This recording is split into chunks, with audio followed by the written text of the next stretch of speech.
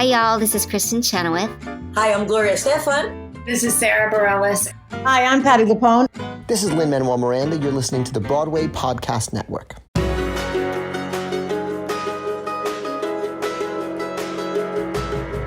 Hi, listener. Welcome to the Theater Podcast. I'm your host, Alan Seals, and our guest today is Krysta Rodriguez, currently just entered Into the Woods, the smash hit taking Broadway by storm.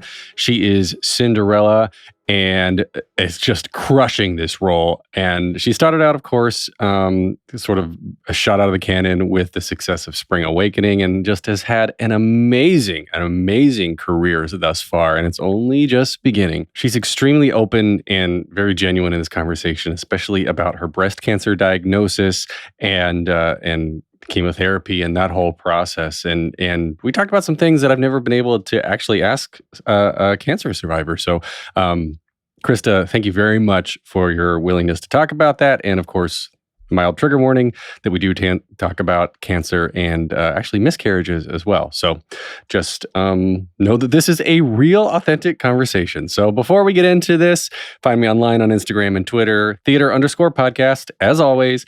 And on TikTok at The Theater Podcast. Leave a rating, leave a review wherever you're listening now. And everybody, please enjoy this wonderful, wonderful conversation with Krysta Rodriguez.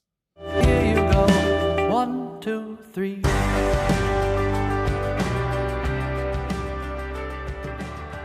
Our guest today made her Broadway debut in 2005 in Good Vibrations before going on to an extremely long list of Broadway credits, including the original cast of Spring Awakening and the 2015 Deaf West revival of the same show, the original cast of The Addams Family, the original cast of the world premiere production of Disney's Hercules, the 2007 revival of A Chorus Line, and the production of In the Heights. She made her feature film debut in the film The Virginity Hit, recently starred in Halston on Netflix, and is also known for her roles on, ready for this, Smash, Daybreak, Quantico, Younger, Inside Amy Schumer, about 24 more that would keep us here all day.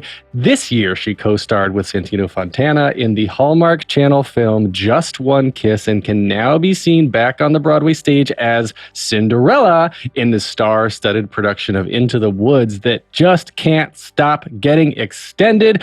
Krysta Rodriguez, welcome to the Theater Podcast. Thank you so much. Happy to be here. I hope that that did you justice. I was cutting out like 3/4 of your bio just to get to the talking. Yeah, that bio needs to be shorter anyway. I'm talking to somebody about that. We don't need to know about all those things. I started with the bio from Cinderella, and I was like, this doesn't even encompass half of what I know you for. So of course, like, I don't know. Yeah, they only give you 50 words. I know, word limits suck. Anyway, so yeah, you're joining us from the dressing room of Into the Woods, and actually that's a great place to start, because this show is like coming out of COVID, coming out of the pandemic. I feel like it's I don't know if we're coming out, but coming out of lockdown, we'll say. We're getting into this point where people were starved for art, and people were craving performances and connection and community. And then Into the Woods is one of those shows, I mean, like most Sondheim productions, but one of these shows that so many people know and have never seen or have used as audition material, but never been able to perform. And so it's got these multiple levels of nostalgia and connection for people. So for you being able to have now the opportunity to be Cinderella, one of the best roles in the production, I think, and star alongside so many amazing people, which they will, of course, say the same about you. What is going on for you right now, coming out of the pandemic, coming out of lockdown, and being kind of thrust back on stage in such a well-received show right now? Yeah, it's really interesting because, the lockdown happened and it hit the theater community so hard, harder than a lot of other industries. And I was fortunate enough to be working on Halston when it shut down. So I had a job to go back to relatively quickly when things started opening up again. We started shooting that again in September of 2020. And the rest of the theater community just sat and waited. And so I think it was something where we all had to come up with what else we might do. It's the final scene of A Chorus Line. You can't dance anymore. What would you do? If today were the day that you had to stop doing it. And that day came for all of us. And so I think a lot of people went through many versions of, this is the most important thing to me, I need to be back on stage, to, wow, this time with my family is invaluable and I don't know that I can put myself through the rigors of being a performer, to New York is not a sustainable living anymore, we should go somewhere else. People really had to envision their lives without it. So I envisioned my life without it. And it felt like I was at a time when I could sort of let it go, where I thought, I have these other things and the living is so difficult. It is, being on Broadway is very hard, and being a theater actor, being on Broadway, being not on Broadway is difficult as a theater actor, So I had sort of put it to bed and said, when the right thing comes along, I hope something will be there for me. And then things started coming back. And so it wasn't until around like middle of this year that I got that, I want to go back. I want to be back on Broadway, and it's back, and it's safe, and it's pleasing people, and it's regenerating the city that we love. And I just thought, I want to be a part of that. And this came along, and it just sort of, I won't say plopped in my lap, but, came out of nowhere. I didn't expect it. And so it was just very, it's a great joy. And this production is so revered. And it also, like, somebody brought this up the other day, that the first production came out when the AIDS crisis was sort of ongoing, and it became a beacon of how people can band together during a crisis, and who behaves how, and who, no one is alone.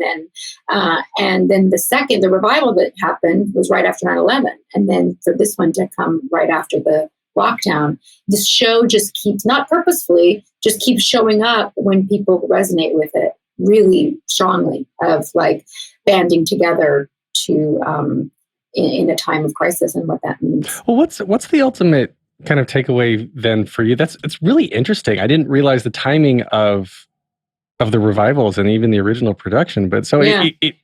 it's come out. I guess that, well, maybe it does, maybe it doesn't speak to what I was saying about like why people revere it so much, and why I love it is because it just happened to show up at these places when people were craving comfort. So and being in the show now, being able to perform it, I mean, is this the first time you've been in any production of it? Yeah. Yes, it's actually the City Center production was the first time I'd ever seen it. Wow.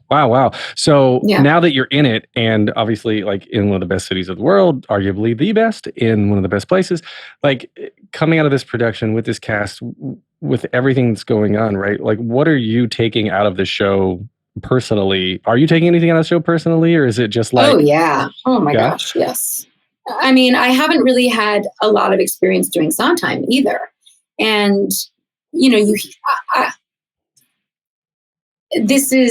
find that it's almost more fun to perform than to watch, even though I love, like, as much as you love watching it, it's even more fun to perform because there is no end. There's no bottom to it. You can just dig and dig and dig, and the sweater never unravels, and so you can just keep trying to mine information out of your characters. And as much as it can withstand a lot of wear and tear, it also doesn't need a lot of wear and tear. You just need to service the material. And it's like Shakespeare. And what's so great about this production, I think, and why it resonates with people, is because of its concert origins. There isn't a big moving staircase. There isn't some, big elaborate costume changes. We're serving the words. And Lear de Bessonet, who directed it, was so about letting the words tell the story. So as I'm in it and getting to let the words tell the story, and because I sort of have a fresh perspective of Cinderella, I just find her to be so... I started to resonate with her immediately as I started reading the script. And and this isn't my experience in life, but what I really found about her was that she is the first motherless child in this story. She's the first one that doesn't have anybody that, she can connect to in that way, in that motherly way, which is why by the end, she takes in all of the other motherless people. She's got the little Red, she has Jack, she has the baker's wife's child.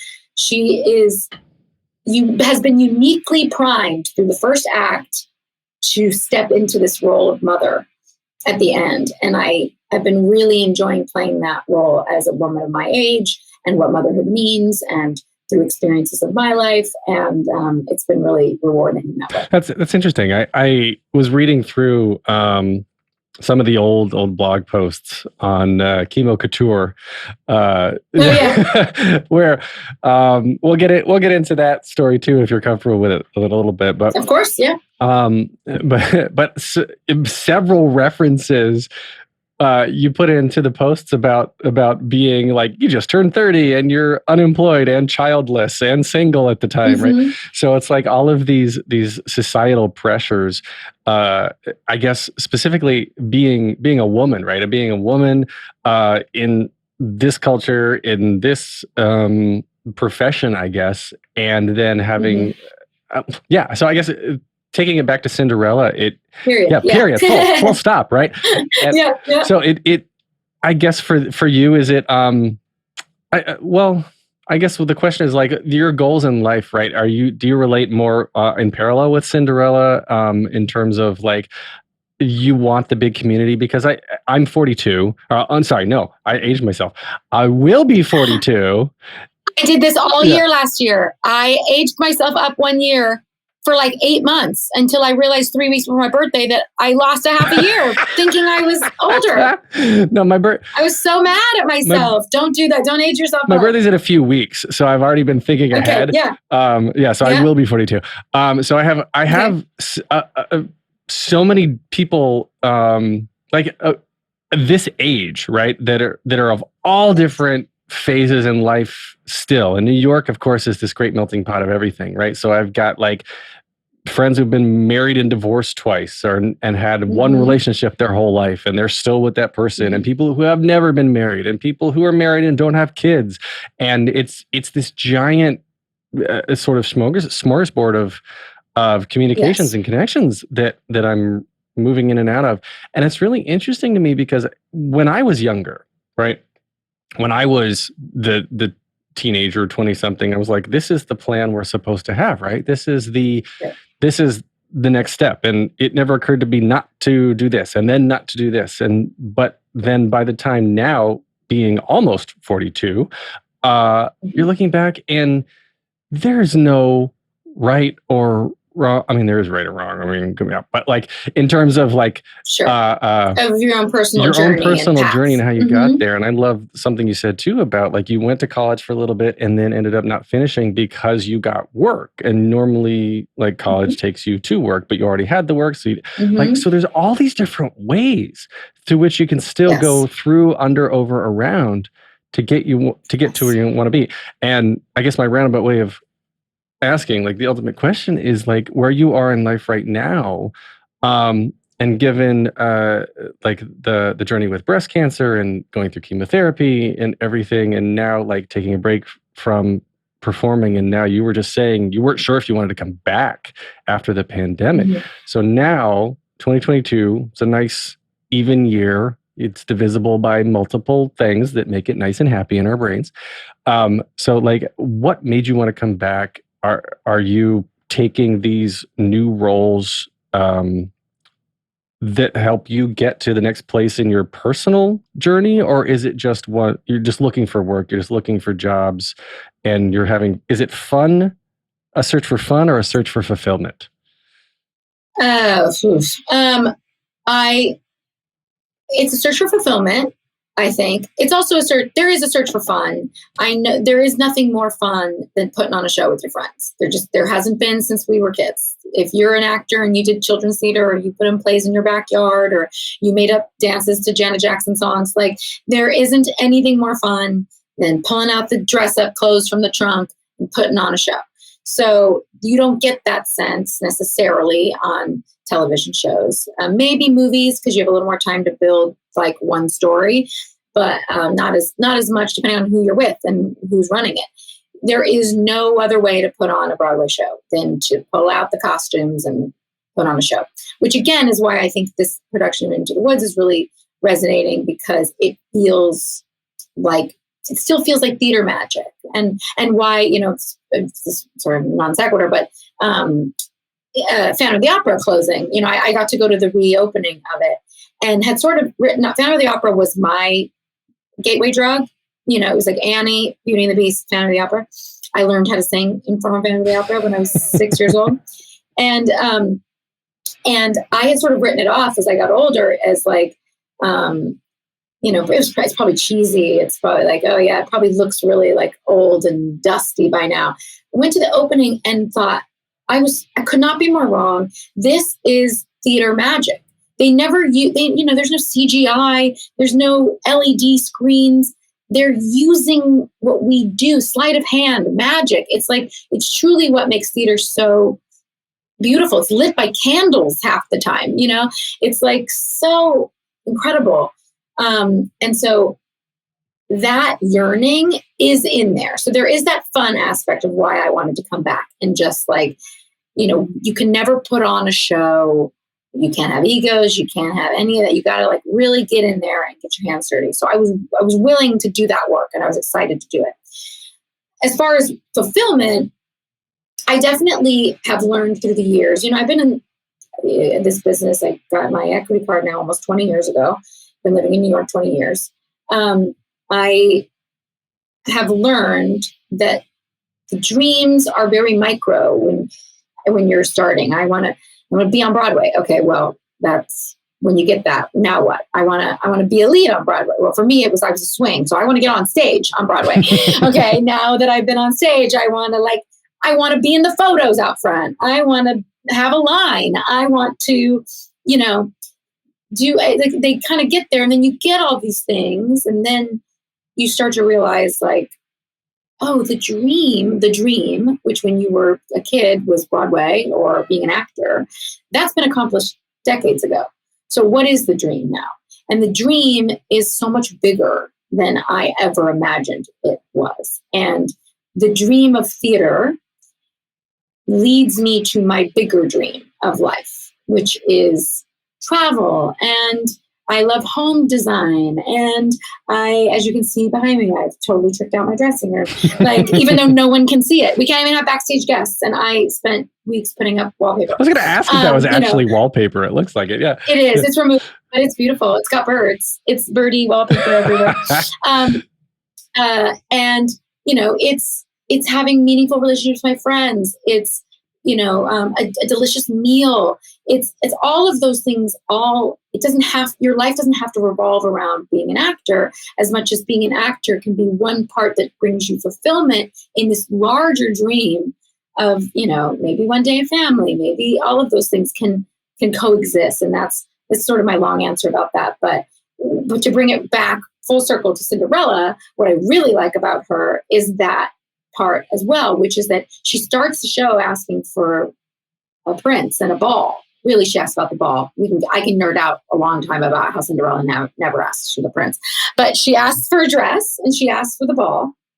And she has this childlike fairy tale, like my life will be better if I'm in this situation. And by the end, ends up raising 3 children with a chosen family, with a man who will not be her partner, who will not be a romantic partner. Like they end up living in the woods, on like a commune, raising a baby together. Like that's the chick I want to be now. I want to be the chick who's surrounded by like-minded people who are friends, who like, you know, can do art and give it all up and live in the woods and raise a kid. Like it's so forward thinking of this woman and of the people who wrote this woman to say the end of her story cannot be romantic, can be motherly, but not be shameful motherly. You know, it can be earthy and completely full of anything rid of anything she thought she wanted or deserved. There's so much to unpack in all of that. Yeah, I know. I talked for a long time. No, I think it's absolutely beautiful because part of what you said, like the dream, you know, you put in quotes, the dream is to be on Broadway, but now what? And yeah. I've heard that like a lot, just not from particularly from Broadway stars or people that are on the quest to reach the pinnacle of whatever they are on, but like once they get there, they have to learn to be content with the journey. Right. And I always quote Andre de Shields when he won his Tony Award a few years ago, and he said the top of one mountain is the bottom of the next, right? Correct. And so you've gotten to the top of one mountain and you look around and you're like, oh, I came from there. This is a beautiful view. And then you look the other direction and there's still much more to go. But at what point does one decide that they're happy with themselves, that they're happy with their journey? And that's something I at my age, I still struggle with, right? It's like how everything that we've accomplished, everything that we've done with the family we have, or whether biological or chosen or whatnot, and the community we've surrounded ourselves in, at what point does it become enough? And I don't know why. Maybe this is like why we are people who need people. Right. Like what? Why can't it be enough? Do you know what I mean? Like, so. I mean, evolutionarily, we're not meant to be complicit because we would die. So, or complacent, excuse me, not complicit. We were not meant to be complacent because we would die. They would, if you sat in a place that was too beautiful for too long, you would get attacked by a wild animal, and that was it. So, we're fighting an uphill battle with our lizard brains. But if you can sort of hack the system and just try to, and I'm not saying I have, but this is the goal, is to hack the system and learn that there's fulfillment in many, many shapes and sizes. And the people I see that are the happiest as they get older are not the ones who dedicated every last ounce to acting and to a career, any career, frankly. But at some point you got to open up the gates to bigger dreams, different dreams. We're going to take a short break. Stay tuned for more of the episode.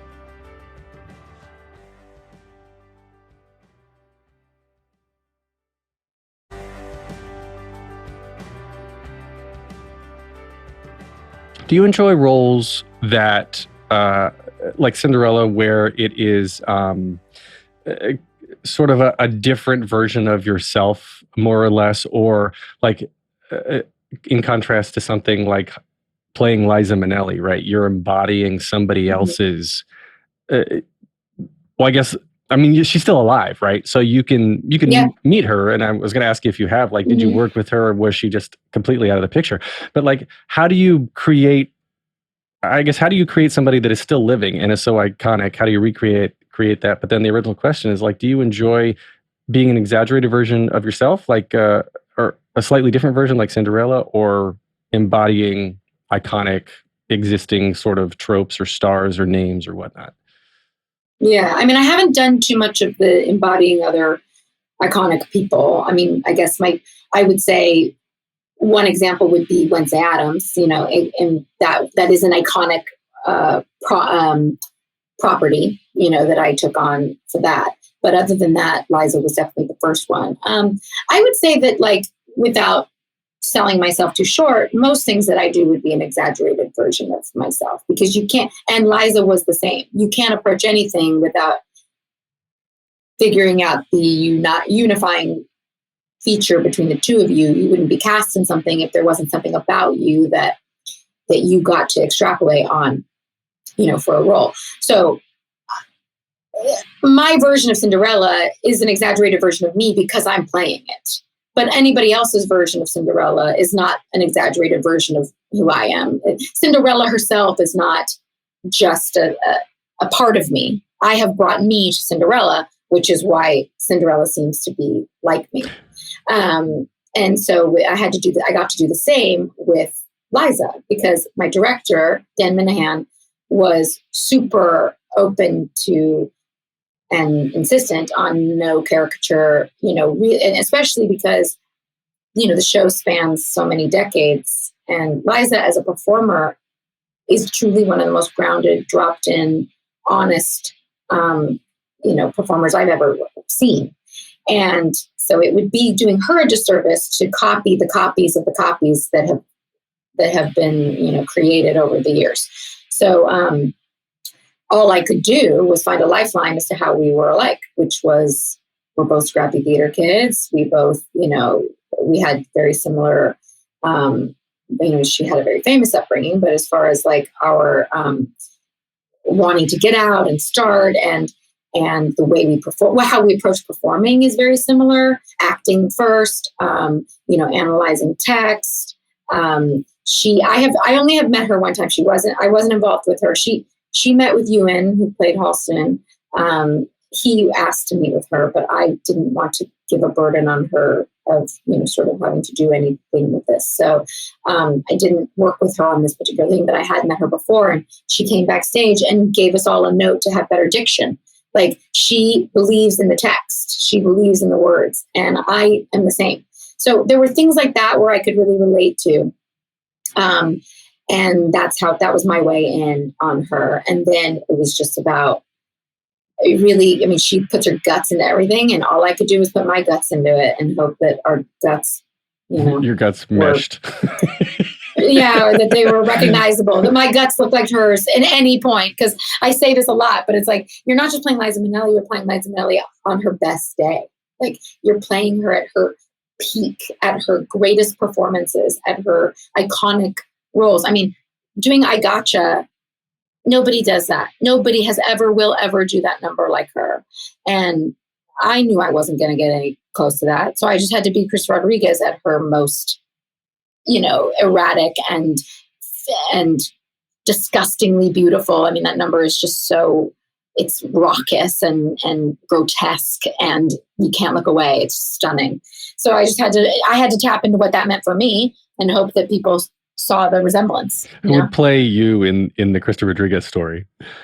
Oh gosh, I don't know. I'm trying to think of like the just turned 20 somethings or late teens who are on Broadway now. Mm-hmm. Like it's going to be like a TikTok star or somebody. Right. Yeah. That's all there is now. Right. Yeah. So you grew up in Orange County, right? In California. Yeah.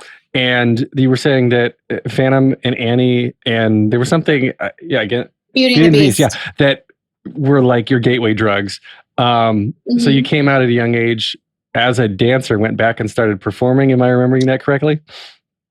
Yes. I started dancing because it was what was accessible to me at that time. And then I went to New York when I was 13. I saw 8 shows in 8 days. And I was like, watching it, realizing that I could take all the dance lessons in the world, but if I don't have the acting foundation, it won't mean anything. So I went back and started doing acting and voice, and the dancing sort of fell by the wayside. Well, how old are you? And fell in love with that. I was 13. 13 and had the wherewithal to, I guess, say like, I need to be a triple threat instead of a single threat. So yeah. And wow, I guess, and triple threat, and also because the roles that I was responding to were the ones that did all of it. So that was part of it, but also really to make that distinction of that it was performance based. It's still all textual based, or it's telling the story, and that's I teach now as often as I can, and people always want to know what I wish I would have learned at that age, and it's that you're telling a story. Doesn't matter how high you're singing the note. It's not a performance. It's never a performance. It's actually the arc of the story, which is why when I'm approaching Cinderella, I'm going from the beginning to the end, and I'm using only text, music where it's helping me like inform something, and what I know about what those things bring up in me. So I realized that early. But it takes a long time to get secure enough in yourself to rely on that exclusively.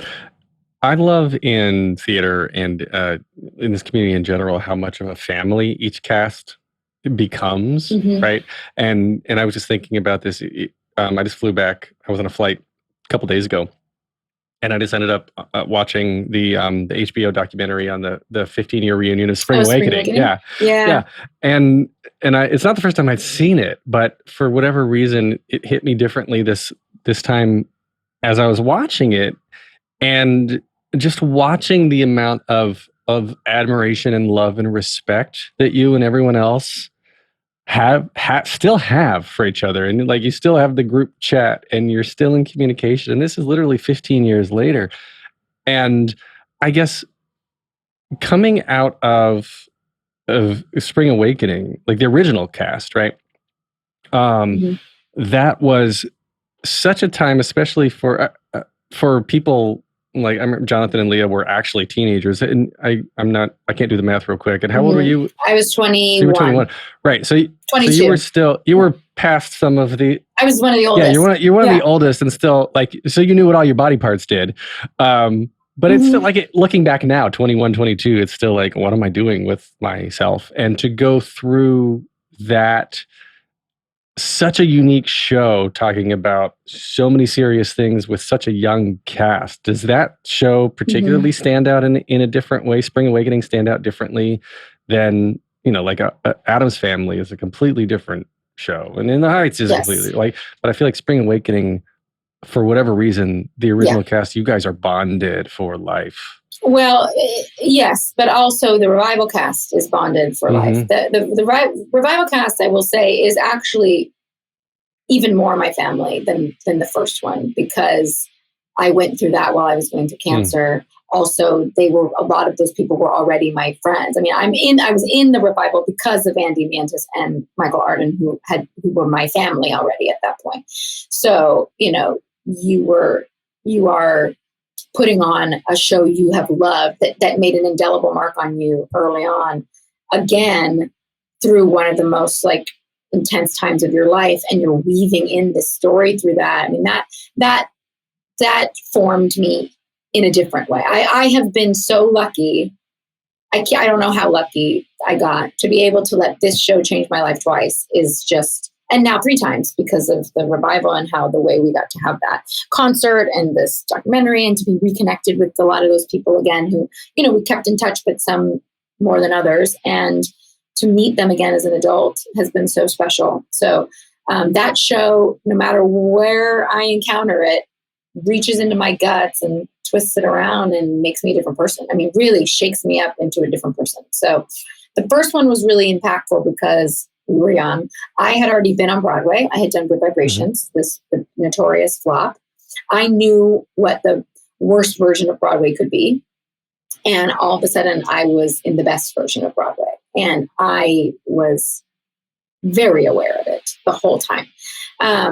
Whereas if you're a teenager and you're doing your SATs on Saturday and missing prom because you've got a show and you're commuting in from, upstate, or not upstate, but, Yonkers or whatever, to come to your show, and your parents are still around, and you're trying to, you feel like you're an adult, you're making money, you're talking about your bodies, you're doing all these things, but you're not.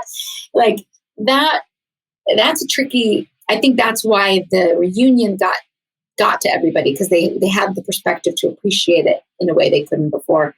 I had a certain perspective to appreciate it already then. So I think, but maybe more to answer your question is what resonated with me the most about that show. And maybe I think to bring it back to Into the Woods as well, people's gateway into that is that they want to play Jack, they want to play Little Red.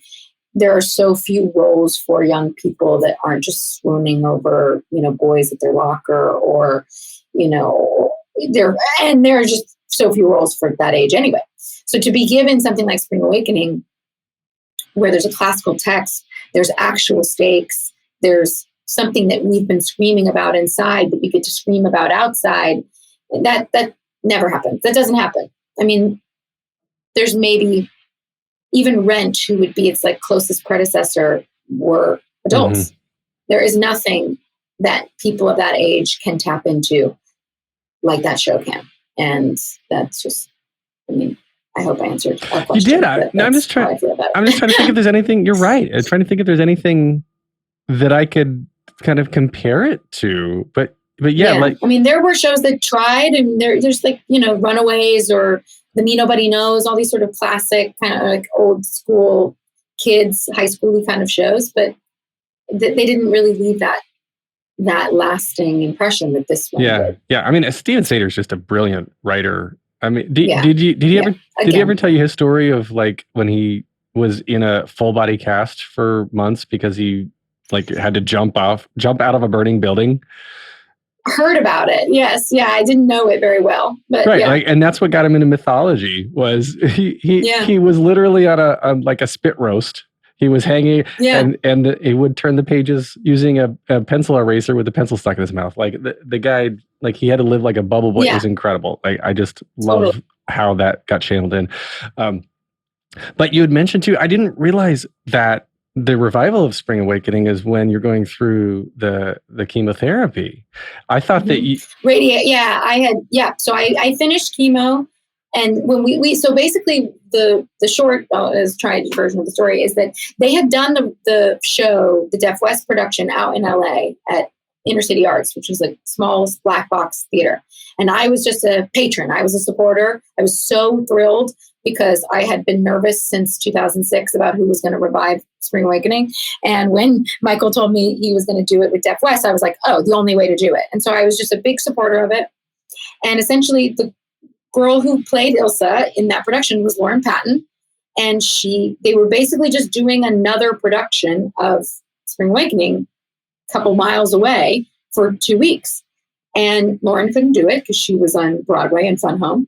And they said, we need somebody who either knows Spring Awakening or knows sign language, because we don't have enough time to teach somebody both. And I have a text from Andy, what's your chemo schedule? And I sent him my schedule. Why? And he's like, we're kind of thinking, would you be interested in playing Ilsa again? And I was like, that is like someone asked me to play Annie. I was 30 years old. You know, you never think you're going to go back to Spring Awakening. I was too old when I did it the first time, quote, quote, quote, you know? So I was like, yeah, Ilsa's the best role I've ever played. I'll go back in a heartbeat. My chemo ended on, I think it was like April 24th, and we started rehearsals April 25th. Wow. We rehearsed for 2 weeks. I did the production. We finished the production. I had my surgery the next day. And while I was recovering from my surgery, they called and said, this production is going to move to Broadway, and if you can make it work, we'd love to have you. I was in LA because that's where we did the show, and that's where I was doing my treatment. We moved my doctors to New York, and I did radiation every morning before rehearsal. And my last radiation was our first preview. Holy crap, Krysta. Like that is, you are a machine. It had to be done. Like I couldn't have survived without it. I mean, I truly think that, like it gave me somewhere to be. It gave me a family to go to, a show that I love, a role that I could bring new perspective to, with a language that I had never spoken that I could learn. It was imperative. Wow. For me. Wow. So how old were you when you got the diagnosis? You just turned 30, I think? I was 30. Yeah. And I just turned 30. I guess, well, what is it sort of, I guess it's always unexpected, but there's like hereditary markers, right? No hereditary. No, it's completely out of the way. Completely a shock. Wow. Yeah. So like, I mean, are you okay sort of walking through leading up to it? Because I've fortunately, knock on wood, like I recognize the privilege that my family, there's no cancer in my family. I've been fine. Like, I don't know what signs are. I'm very curious as to like what people experience leading up to something like this. Cause, Mauricio Martinez, right? He had testicular cancer several times, and he was like, one day I just started peeing blood. And I was like, whoa, I hope that doesn't happen. Blood is bad. Blood is how I found it too. Blood's bad. That's when everyone started paying attention, basically. Well, so what was going on? Yeah. You get, for me, what happened was I had a lump. It was a mass that I couldn't really detect. It felt sort of wrong, but I didn't know what it was. And I was 25 at the time. I went to my doctor. They, felt around. They asked if you have family history of breast cancer. No. You're 25. Well, we can give you an ultrasound. So I go to the ultrasound, and they're sort of looking around it. They're kind of stopping over this one area for a while, kind of looking at it. The technician goes into the other room and brings the doctor in. And she's like, I'm seeing this thing here. And the doctor goes, how old are you? 25. Do you have family history of breast cancer? No. Okay, then you're fine. So it's a lot of that. Every year, it's that. Every year going to my gynecologist, getting an exam, a little eyebrows, but maybe we'll do an ultrasound. Ultrasound is dismissed because of no markers. And then 5 years go by, and it's kind of bigger and sort of odd. And it's kind of written off as dense breast tissue or cysts, and then blood started to come out of my nipple, so just a tiny little bit. And that's when I was like, that doesn't feel normal. I had just gotten a dog, and I thought maybe she had scratched my chest. So I ignored it for a little bit, but then it came back. And that's when I went to the doctor. And that's when everyone went, oh, well, let's check this. Well, like, why did nobody do a biopsy before that? You can't, I mean, we could go into this whole thing, but it's a tug of war always in the medical field between like not wanting to order unwanted tests, not wanting to expose yourself to extra radiation if you don't need it at a young age, and missing huge diagnoses, and also just, mammograms aren't even covered by your insurance. If you don't have a history of breast cancer, a mammogram is not covered by insurance until you're 40 years old. Wow. I did not know that. Yeah. Because if you have a history, if you have BRCA, if your mother died, you can start going earlier, but even 35 is pushing it for mammograms. So I had one ever only mammogram, and it was inconclusive. The only thing that really found it was the biopsy and an MRI, which again, nobody's going to pay. The insurance is not going to pay for you to get an MRI, even though MRI is the most sort of, that's going to find it. An MRI, you won't miss it. So I got the biopsy. They realized what kind it was, and they assumed, they were like, we don't know how big this thing is, but we think it's pretty big because the way with which it's growing, it's a slow grower, and we think it's been there a while. And when they did the MRI, it was this big. The whole thing was 8 centimeters by 6 like a baseball. It was my entire breast. Wow. That's why they couldn't find it in things. It was the entire. And the lump that we were feeling was like a cyst on top of a huge tumor. Holy crap. Oh, wow. Oh, yeah. The body's shitty. Okay. Wow. I know. Well, my body, it gave me the good kind. So I'm happy about that. Why did you decide to go public with not only the diagnosis, but like your journey through radiation? Yeah, I didn't. Ultimately, I had the opposite response. I wasn't going to tell anybody. I wasn't going to, one of the things was because my tumor was a certain kind, they'd been having some success in Europe with doing only hormone treatment for it. So they were like, we'd like to see if we can avoid doing chemo for you. So let's try this hormone thing. So I had a few months where I hadn't started chemo yet, and I wasn't going to lose my hair, and nothing about me was going to change. And so I was like, I'm just going to not tell anybody, and nobody will be the wiser, and I'll keep working. And because I had to have health insurance because I needed to keep working.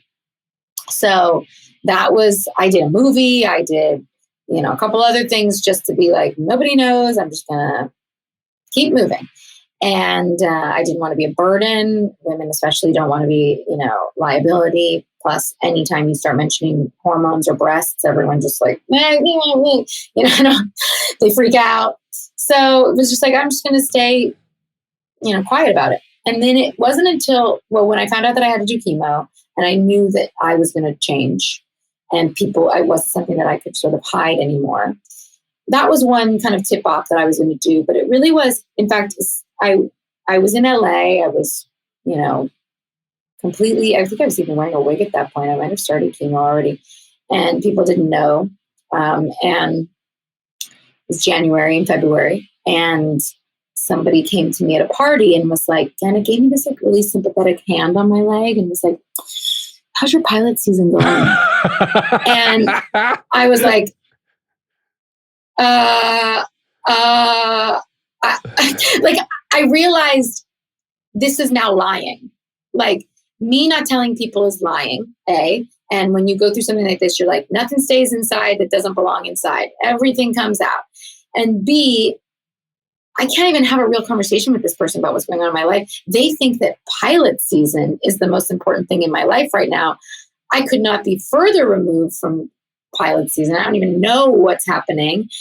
And I would rather have a real conversation with somebody about what's really going on in my life and make them understand than talk about pilots at a party. I mean, it just felt like this disgusting display of how we just don't know what the hell we're doing. And so that's when I was like, okay, I need to tell people what's going on. And it wasn't even really going to be that personal. It was the blog was intended, as you mentioned, it's called Chemo Couture, intended to be sort of a cheeky fashion blog and something that made me feel better and a way to like put a little bow literally on like what I was going through. And as it sort of opened up to more people started sharing their stories and started becoming more interested in mine. I started realizing that this was just a way that this was my activism, was to be as loud as possible so that other people could be quiet if they wanted to, or to bring awareness to them, and sort of an underserved market of the breast cancer community, which is women of my age. And frankly, women who are older who also are more likely to get breast cancer were not being treated with the respect and dignity that younger women do get treated at because of ageism and that sort of thing. So I started to realize the undercurrent of like, if I could get better service for myself, I could spread that to more people. I feel like it's an unfortunately all too common occurrence to say, oh, once I started talking about my experiences, everybody else came out too, because they were afraid to talk about it. I don't understand why we're so afraid to talk about these sort of things. And it's when my friends, as I was aging with my friends and they all started to have children, all of a sudden there were a surprising number of people, my friends, close friends, that were having miscarriages. And outside of the circle, I just don't understand why we can't, as a society, acknowledge that there is so much more that goes on with people's lives. Because I feel like we'd be more sympathetic, we'd be more understanding, we'd be more we just flat out be kinder to people. Going. Well, especially when it's something that quote unquote attacks your body. There is and this is why I don't use words like cancer survivor. I don't use words like beat cancer. I think that those things super put in a hierarchy of that I somehow did something better than somebody who didn't survive it. And that I don't subscribe to at all. When you're in it, you know it's indeterminate. It picks who it wants and takes. It has nothing to do with you. And that's the same with miscarriages. I mean, those are not the majority, I would say, of people are not out there doing things that this would happen for. This is a normal function of your body saying this is not viable. We have to get rid of it because we want to be ready for the viable. And this cancer is not helpful. We need to get rid of this, or these cells are not right. And so cancer is trying to fix something. It's not there to hurt you, really. It's there to, to fix something. And then it goes awry. So anyway, I think that there's an inherent fault that gets placed in your body where you feel like this was on my watch. This is my body. This is the one body I've been given. And I slipped somehow and let this happen.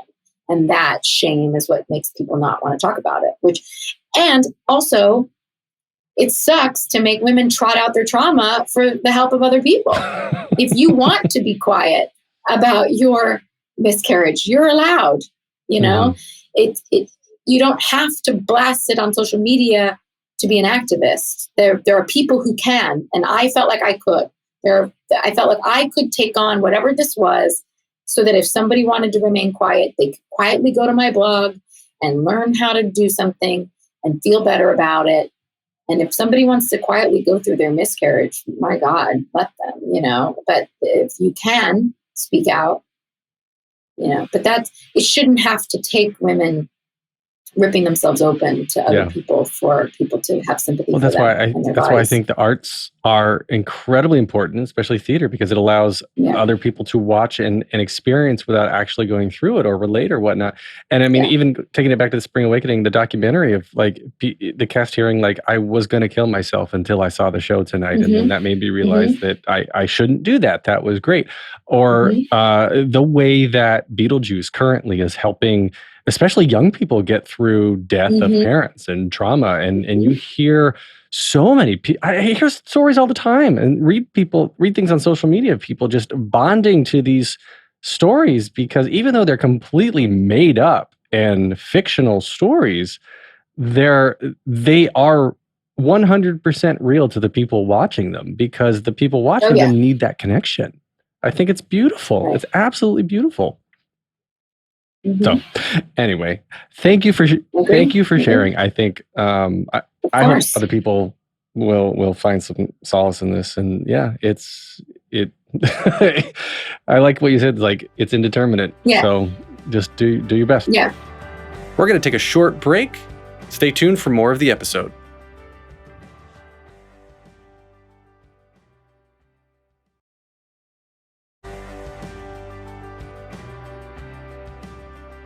Okay, so I've got 3 questions to wrap up every episode. The first one, just very simply, is what motivates you? Is that simple? Let's see, what motivates me? I do have a desire to grow. I do, and so I think my motivations are personal growth. A lot of the times they are now. They used to be other things, but I think now they are. Will this stretch me and, make me feel like I didn't leave anything on the table anymore? What advice would you give to your younger self and younger people listening now, starting out down a similar path? You're telling a story. Of course. Your lower half is as important as your upper half when you're performing. Get into those, your legs, your pelvis, your chakras, like get in there, because that's where the story is. That's where the story is. Story's not really in your face, actually. It's all coming from your diaphragm and out your face. That's sort of abstract, but if you took a class with me, you would understand that. And also, shameless plug. A happier, more well-rounded person is going to be a better actor. Do not put every ounce of what you have into this. Go on the vacation, open the bottle of wine, don't save it. Use the face cream.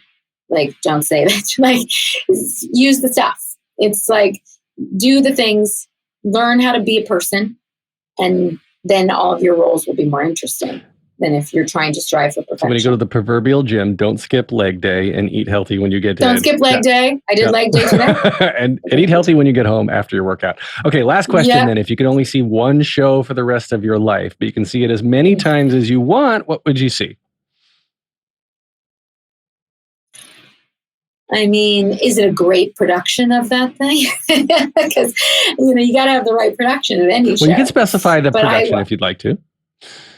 Well, I don't know. I mean, you're talking about like a show that has existed already? Like I'm going back to a specific day and time to do a production, or just the show as I love it? A show as you love it. Because if you can get as specific to like a day and time, then good on you. No one's been able to do that yet. No. But I mean, okay, so I love Spring Awakening. Like, I think that would be the one I could return to and love. But, do I want to see like an original production of Cabaret? And I want to see, I want to be there for, those kinds of historical moments. Opening night of Phantom. So those two. Yeah. Yes. Yeah. I mean, I kind of got the reopening of Phantom. The reason I went was because someone said to me, how often can you say you were at the opening of Phantom? And I was like, that's right. I want to be at the opening of Phantom. And it was incredible. All right. Where can we connect with you online, on social media? I'm moderately active on Instagram. It's Krysta_Rod. I also started the design business over COVID, curated by Krysta Rodriguez, which I also have an Instagram curated by KR. And I'm not on Twitter. I still have a handle there, but if you're tagging me, I'm not seeing it. I got off of that toxic merry-go-round around 2016. I wonder why. And that's about it. That's where you can find me on the interwebs. You can find me at the St. James Theater. That's right. Into the Woods. You haven't done the Tiki-Talks yet? No Tiki-Talks. I don't think I'm a Tiki-Talk gal. I'm not a be-reeler. I think I've reached the point where I don't want to learn those new tricks. I'm trying to live in the woods with my chosen family. Fair enough. You can get more wonderful episodes like this one at thetheaterpodcast.com. I'm on Instagram and Twitter and TikToks. I don't know what I'm doing. Please leave a rating and a review if you liked what you heard. Leave a rating and review even if you didn't. Why not? This has been edited by Well-Rounded Hoodlum Productions. Our music is from Jukebox the Ghost, and our conversation is from Krysta Rodriguez. I didn't know your music was Jukebox Hells the Ghost. yeah. Yeah. Sorry, are we off there? I love Jukebox the Ghost. I said the F word. Oh, fuck. That's fine. Well, stop. Okay, I didn't know if we're allowed to say that. Take a deep breath, make the world a little colorful.